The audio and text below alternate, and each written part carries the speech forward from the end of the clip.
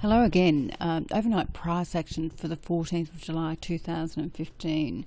We did see equity markets up right across the board. Greece reached an agreement with the creditors.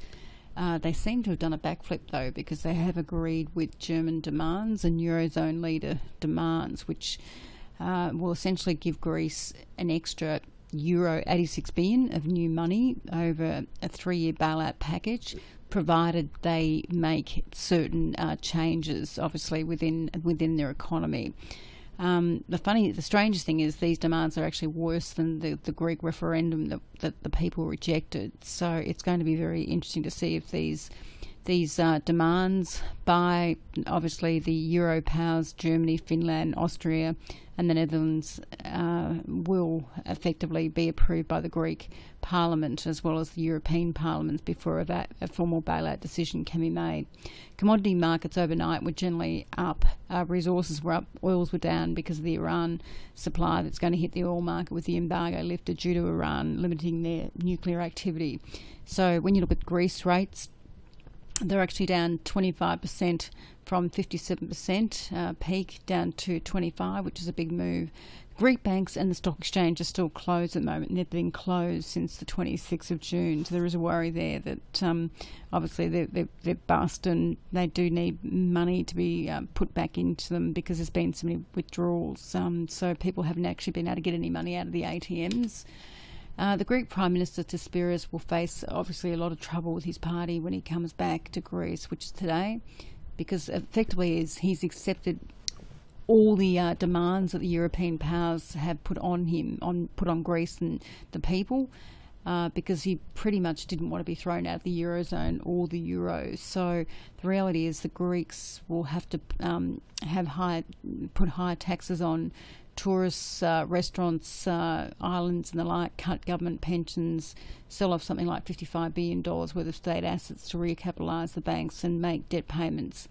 Germany, Finland, Austria, the Netherlands had very strong demand, very stringent austerity. They didn't want to give Greece any sort of debt relief whatsoever.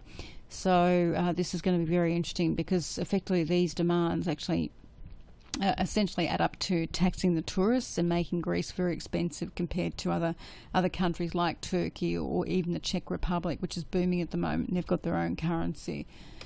There are conditions that have been set down. So by July the 15th, Greece has to streamline its value-added tax system, broaden the tax base to increase its revenue, and implement upfront measures to improve its pension system, also safeguard its legal independence and the Greek Statistics Office as such.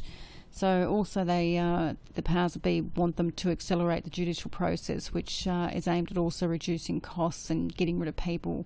So there will be increased unemployment because of these because of this austerity that's going to be implemented again. And what it means effectively is there'll be ambitious pension reforms. They want to reduce the pensions. Again, the pensions have been cut by a third. They want to change conditions in terms of working and sales and pharmacy ownerships and Sunday trade. Privatisation, again, of the electricity transmission plus the Greek telecom and changing some of the labour rules and the like, and also strengthening the financial sector as well by eliminating political interference.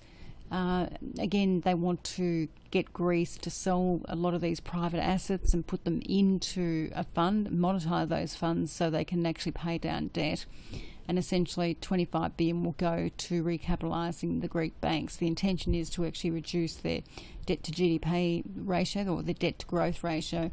The only problem with austerity, as we've mentioned before, it does crimp income into a country because of all the demands placed on Greece in terms of getting rid of staff and people and, getting rid of admin, tying up everything, but getting rid of costs and the like. So it actually reduces income, which then reduces, obviously, consumer demand, which then reduces economic growth, which then reduces tax. So effectively they want to tax tourists, and this is actually going to make Greece a lot more expensive.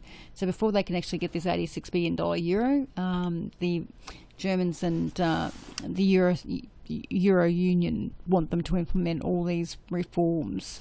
this does have to go to the Greek Parliament and the Euro Union parliaments before this can actually happen. So there's a real risk here that these things aren't going to be agreed within the Greek Parliament, that's for sure. So it's going to be very interesting to see what happens. Certainly going forward, we will, know something by tomorrow. But look, with a rough guess, I don't know whether this will go through. That's for sure. It's going to make markets very, very interesting indeed. Thanks very much for listening. I hope this helps, and let's see what happens. Thank you.